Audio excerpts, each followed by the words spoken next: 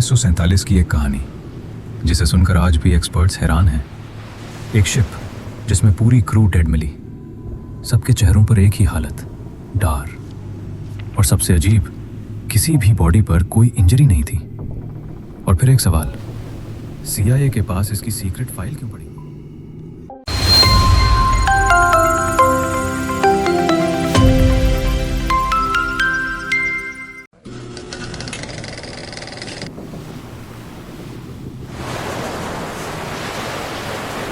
आज हम इस मिस्ट्री SS उरांग मैदान को स्टेप बाय स्टेप देखेंगे, एविडेंस, थियोरीज और लॉजिकल एनालिसिस के साथ। चलिए शुरू करते हैं। दोस्तों, ये कहानी स्ट्रेट ऑफ मलक्का के पास घटी, दुनिया के सबसे बिजी सी रूट्स में से एक, स्ट्रेटेजिक भी, ट्रेड के लिए क्रिटिकल भी। 1947 वर्ल्ड वॉर 2 के तुरंत बाद का समय। Global supply chain, left over war cargoes और स्मगलिंग सब कुछ चल रहा था। इसी बैकग्राउंड में एक डिस्ट्रेस सिग्नल मिला। यही सिग्नल इस केस का स्टार्टिंग पॉइंट बना। तो कहानी यूं है कि फरवरी 1947 में दो merchant ships, city of Baltimore और सिल्वर स्टार, अपना सामान्य सफर कर रहे थे। तभी एक टूटा फूटा मोर्स कोड संदेश प्राप्त होता है। कैप्टन और ऑफिसर्स मर चुके हैं, लगता है पूरी क्रू मर चुकी है। और फिर आखिरी दो शब्द, मैं मर रहा हूं। उसके बाद पूरी तरह सन्नाटा। मोर्स कोड जब घबराहट में भेजा जाता है तो सिग्नल टूटते हैं। यहां बिल्कुल वही हुआ। ऑपरेटर तनाव और डाइंग अवस्था में था। सिल्वर स्टार तुरंत आपातकालीन स्थान की तरफ भागा। जब वो वहां पहुंचा, उन्हें कोई टूटा फूटा जहाज नहीं मिला। उन्हें मिला एक सन्नाटे में डूबा हुआ बिल्कुल ठीक ठाक शिप। नाम था SS उरांग मैदान। जब रेस्क्यू टीम डेक पे गई, उनके होश उड़ गए। पूरी क्रू मरी हुई थी, पर उनकी मौत का तरीका बिल्कुल सामान्य नहीं था। आंखें पूरी खुली हुई, मुंह खुला हुआ हाथ, ऐसे जैसे हवा पकड़ने की कोशिश कर रहे हो। एक्सप्लेनेशन, ये पोस्चर सामान्यतः तब होता है जब इंसान को सडन सिवियर सफोकेशन होता है, जैसे आंखों के सामने सब कुछ रुक जाए। इसे फियर पोस्चर कहते हैं। लेकिन सबका एक जैसा पोस्चर होना अननेचुरल है। शिप का कॉम्पस एक ही स्थिति में जाम हुआ था। सामान्यतः कॉम्पस हमेशा घूमता है मैग्नेटिक फील्ड्स के हिसाब से। जाम होना किसी बड़े इंटरनल इशू का संकेत है। शिप का कुत्ता भी मरा मिला, सिर्फ उसका पट्टा डेक पर। रेडियो रूम में ऑपरेटर अपनी सीट पर झुककर पड़ा था।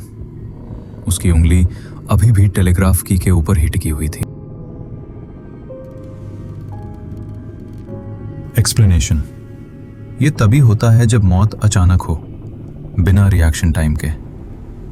बॉयलर रूम में अजीब सी ठंड थी, जो बिल्कुल अननेचुरल है क्योंकि बॉयलर रूम्स सामान्यतः गर्म होते हैं।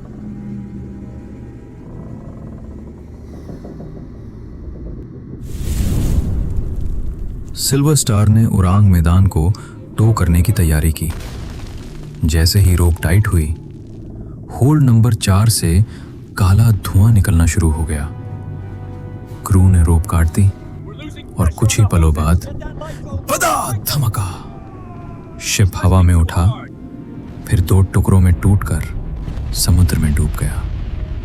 एक्सप्लेनेशन, कुछ केमिकल कंपाउंड्स समुद्री पानी से टकराकर इंस्टेंट वायलेंट रिएक्शन कर देते हैं। ये बिल्कुल वैसा ही लगता है।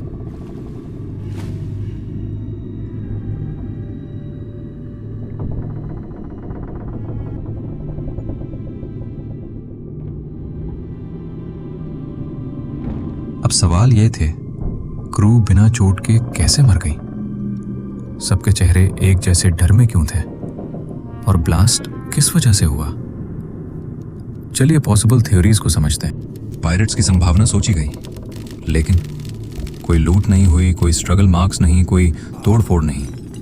पायरेट्स इस तरह से नहीं मरते। इस थ्योरी का चांस लगभग 0। ये सबसे मजबूत और लॉजिकल थ्योरी है। वर्ल्ड वॉर 2 के तुरंत बाद का समय था।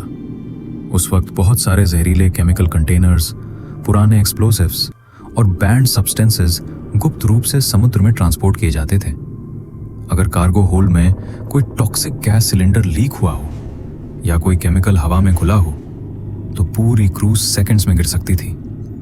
फिर बाद में केमिकल प्लस समुद्री पानी इक्वल तो एक्सप्लोजन।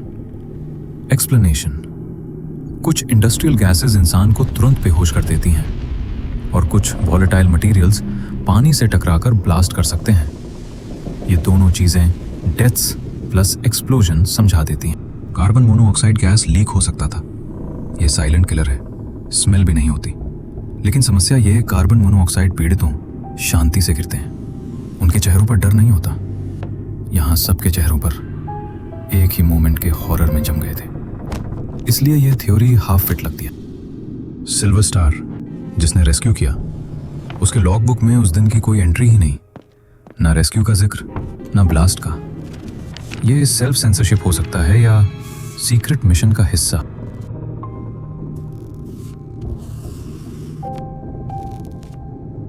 उन्नीस में CIA का एक डॉक्यूमेंट डीक्लासिफाई हुआ।